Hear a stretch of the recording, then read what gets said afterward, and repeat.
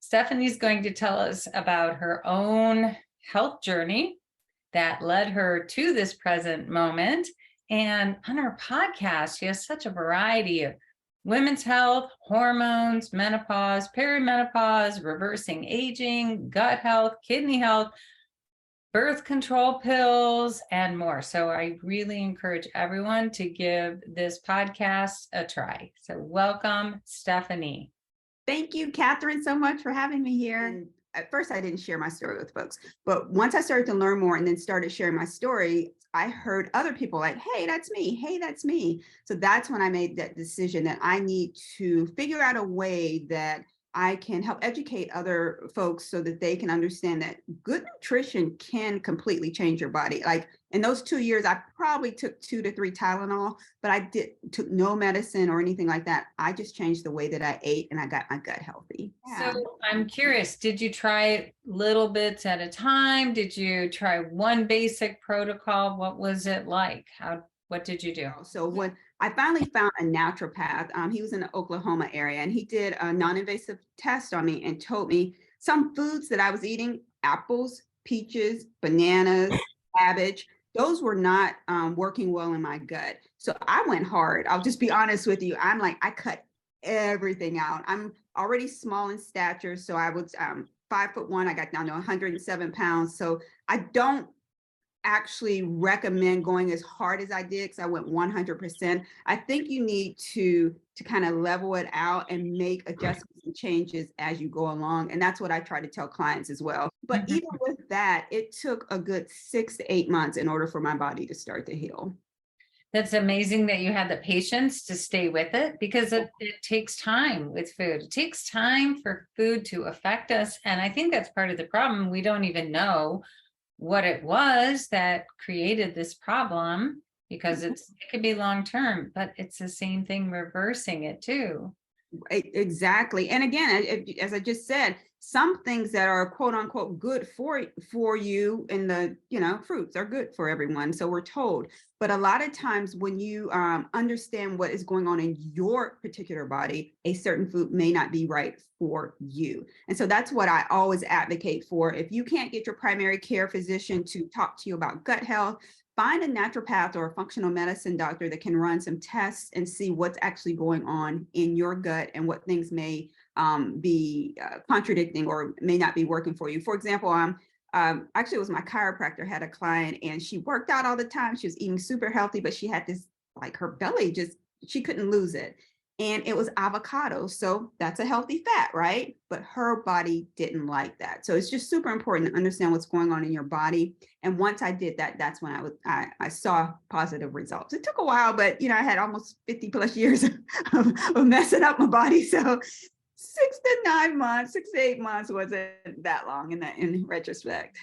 And, I think another problem when it comes to finding the culprits with food is we don't eat foods by themselves. We sit with a meal, we have a combination of things.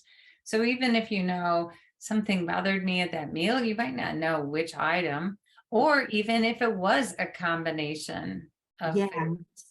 That's so true. So food journaling is something I think is super important. I know it's one more thing to do and we don't want one more thing to do, but if you are having gut health issues or you're doing every single thing that you think you can in order to lose weight, feel healthier, maybe stop the hot flashes, I would beg you to take some time to food journal. Keeping that journal so you can recognize, is it the glass of wine you have at dinner every night? Because wine has a ton of sugar in there, and there's a preservative in the wines are a fish byproduct. So all of these things you may not even recognize could be triggers in your body. So you need to actually take some time, write down what you're eating. Now, it doesn't have to be 6 months of writing stuff down, but give yourself a week or two. And then also don't just write what you're eating, write how you're feeling like an hour after, and give yourself a smiley face or a frown face or whatever that trigger is to let you know that this did not agree with your digestive system. Because I can tell you what to eat, eat the rainbow, make sure you're getting protein and so forth. But again, even identical twins have different guts. So it's super important that you understand what's best for your body. There's marketing folks, there's people who work in the labs that are trying to put addictive things in the food so that you go back and you're drawn to those. So we just have to be super aware of what's going on behind the scenes, because it's a lot bigger than just people having diabetics. At the end of the day, it's about money. Food companies still making money, the pharmaceuticals are still making money, and we have to own our health in order to say, no, we're not going to go that way. Kind of thing. I didn't recognize the impact that that lack of self-care actually had on me, because I was the photographer for my kids' soccer team. I was on every committee. I was on the school board. I helped raise, in our small community in Howland, we raised $1 million for scholarships. So like I was like here, there. I was always super, super active, and I didn't recognize that that was causing stress on my body. The toxins, just like you said, deodorant, the big box store that's at your mall that sells the sprays and so forth, and the candles, all of those toxins are playing with our estrogen levels in our body. And that's why we're starting to see the young girls having their cycle at such a young age. So that's super important. If you have nieces, nephews, grandkids, kids, it's super important that you have these conversations with them about what they're putting on their body, even makeup, hair products, and so forth. When I was going through the changes to eat better, I didn't just eat better. There was a lot of prayer and discipline around prayer involved in that. But there's also things like I made my own shampoo.